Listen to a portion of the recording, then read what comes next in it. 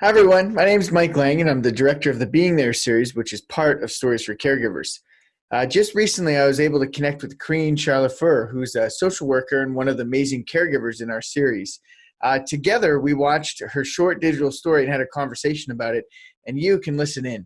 We're all caring for people from a distance these days, and I have no doubt that Karine's story and the conversation that we had will be helpful for you during this unique time.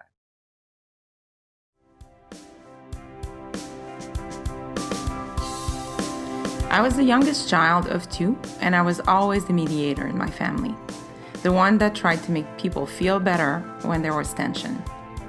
I could always feel their emotion, and I would take that on myself. I was a sponge. As a young adult, I struggled with being a sponge, and it got to the point where I couldn't ride the subway or work my job at the bus terminal because I could feel all the emotion in the people around me. After a couple of years of struggling, I went back to school and became a social worker with oncology patients and their family, eventually moving to St. John's, Newfoundland to work with Young Adult Cancer Canada. Moving was easy for me, but it took many years for me to feel moved away from home. The physical distance of being on an island in the North Atlantic did nothing to decrease the emotional dependency that I had created with my friends and family back in Montreal. I loved my job, supporting hundreds of young adult cancer survivors and supporters across the country. Although I never had cancer, I could understand what it was like to feel anxiety daily and intensely. I loved what I did and willingly worked long hours. But I began to carry the stories and the emotions home with me.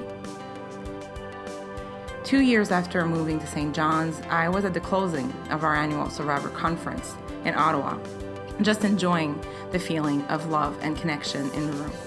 A cancer survivor came to thank me, and she asked me, "Do you take care of yourself the way that you tell us to?" I said, "Yes, of course I do." But there was a moment of hesitation. There was a part of me that knew that I could do better at taking care of myself. Since then, I've stopped staying late, stopped checking Facebook at night and on the weekend. I schedule calls with people.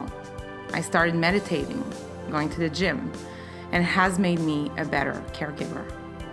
I'm more available for people. When I'm with them, and when I'm not, I'm not. I'm no longer a sponge that takes on the emotions of others, and it allows me to care more.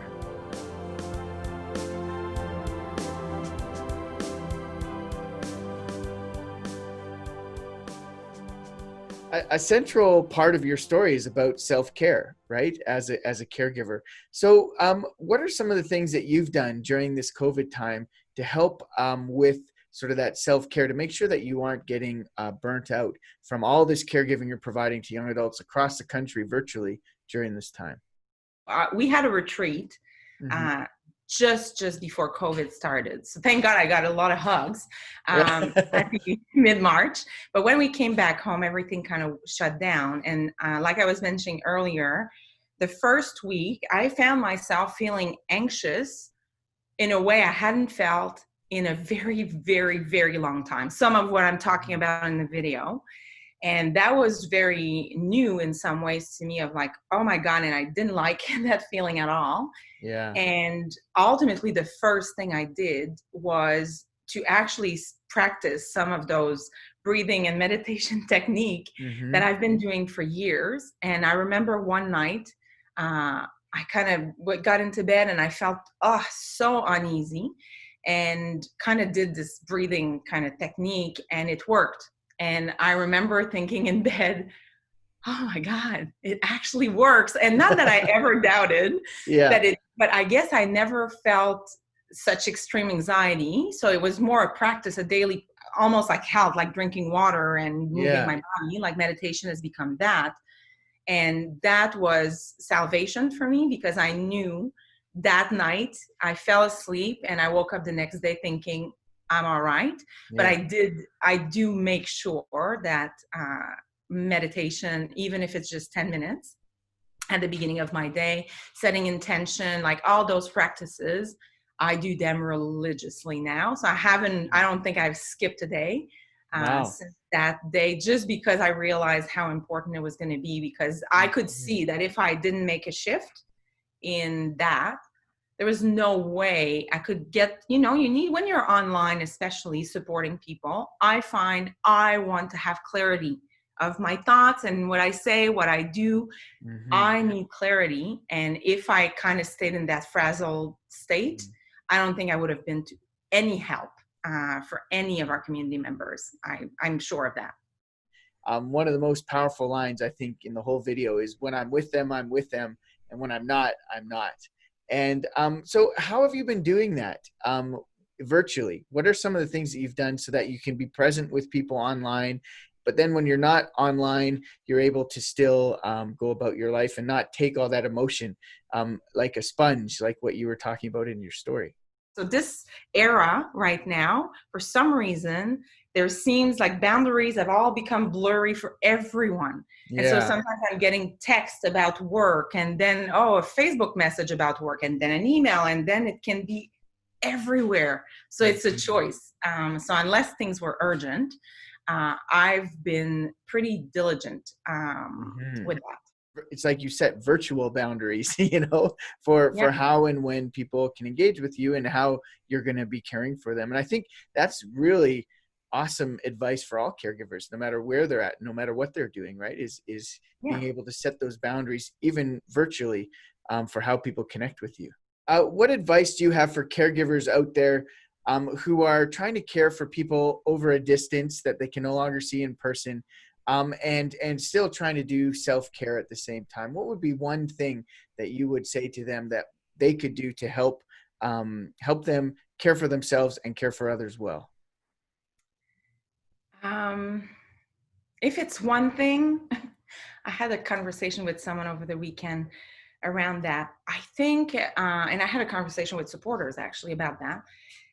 I think it is to find ways in our lives, like in your personal life, to build and have moments of joy and moments where you feel good and not feel bad that you're feeling good. So I think the online thing, when you're supporting someone who's struggling, you're far, they might have a really rough time. You almost feel bad if you're not.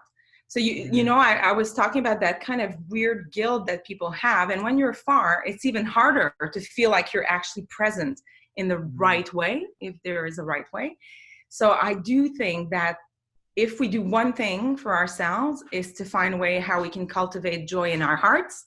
Like it's cheesy, but Mhm. it is important. So that's when you can have that kind of sense of, okay, I kind of know what to do to feel good most times. I know we're present for other people much better. Mhm. And even if it's in a distance, and even if Yeah. it's online, like I think I've been trying to focus on that, and it's helped me Mhm. a lot. Not always easy, Yeah. but it's helped me a lot. Yeah. Awesome. Yeah, what a great piece of advice, especially with everything that's going on in the world today. Not feeling guilty for being joyful, or doing things that build you up, or help you feel good about life. That's really important reminder for all of us right now. We can still cultivate joy in our lives and not feel guilty when others don't have that same joy at this time. And that's going to allow us to become better caregivers. Beautiful.